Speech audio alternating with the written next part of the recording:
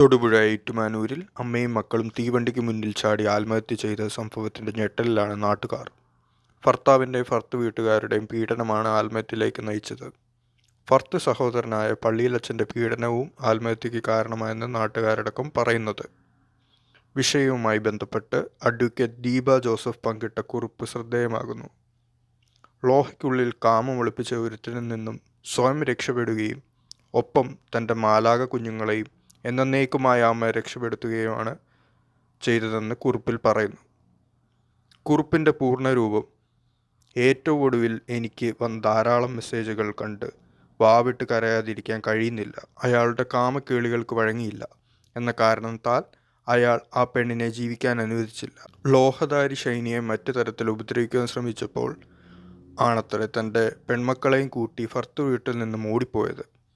ലോഹയ്ക്കുള്ളിൽ കാമം ഒളിപ്പിച്ച ഒരുത്തനിൽ നിന്നും സ്വയം രക്ഷപ്പെടുകയും ഒപ്പം തൻ്റെ മാലാഖ കുഞ്ഞുങ്ങളെ എന്നേക്കുമായ അമ്മ രക്ഷപ്പെടുത്തി.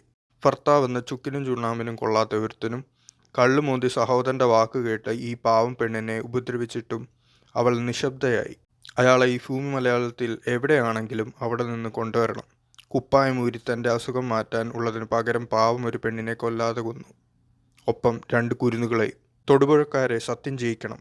പ്രിയരെ, രാഷ്ട്രീയക്കാരുടെ മറപറ്റി ഇവിടെ ഷൈനിക്കും കുട്ടികൾക്കും നീതി നിഷേധിക്കപ്പെടുവാൻ അനുവദിക്കരുത്. ഒരു ആക്ഷൻ കമ്മിറ്റി ഉണ്ടാക്കണം. ഈ തീ അടങ്ങരുത്. 1000 അമ്മ പെങ്ങന്മാരുടെ നീതിക്കായുള്ള മുറിവിളിയായി മാറട്ടെ. ഇനി ഒരു ഷൈനി കേരളത്തിൻ്റെ മണ്ണിൽ മരണം വരിക്കാൻ ഇടവരാതിരിക്കട്ടെ.